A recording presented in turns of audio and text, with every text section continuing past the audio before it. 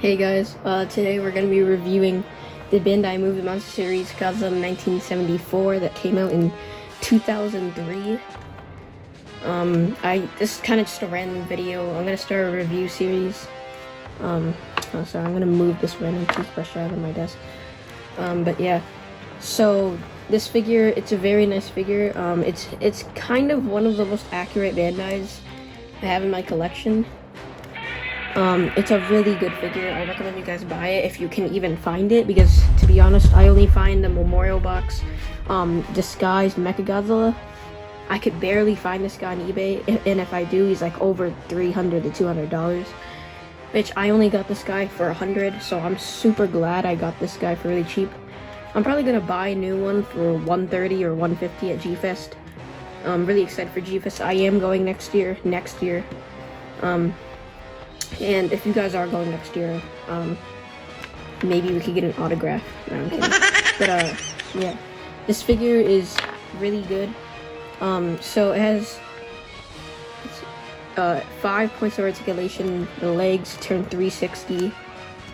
I don't like to turn 360 because it kind of scrapes here, and I don't want that to scrape off. So I kind of just only do this. But it can go 360. The arms go 360. Again, I don't want it to scrape because it goes here, so I barely turn it 360. So does this other arm, but this other arm goes more smoothly. So, and the head. It can go 6 if you, which I'm really sad about this. I was so dumb.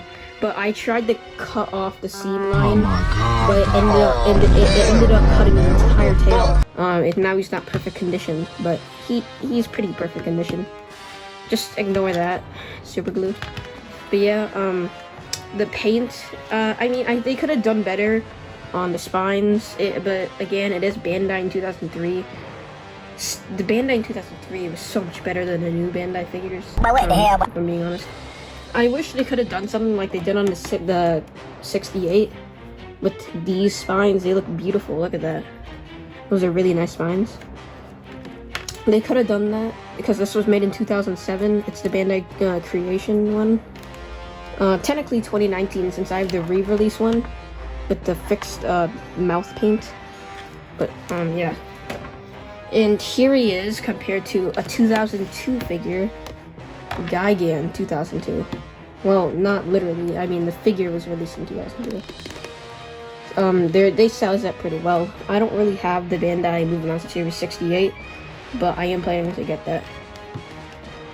And here he is compared to the actual 68. Yeah, the 68's much bigger. You could tell because he's 6.5 inches. Both are really good figures, and I recommend. Oh, it came out of this. Both are really good figures. If you can find this guy for cheap, I think you should get him. If he's under $200, that's a steal.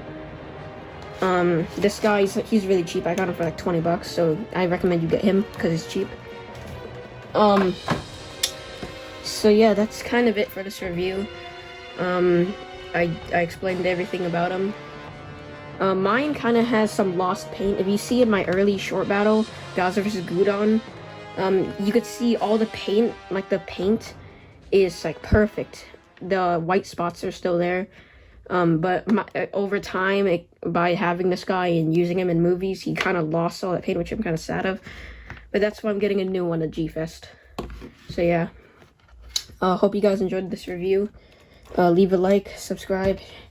I don't really care if you share it. I don't know how that stuff works. But, yeah. See you guys.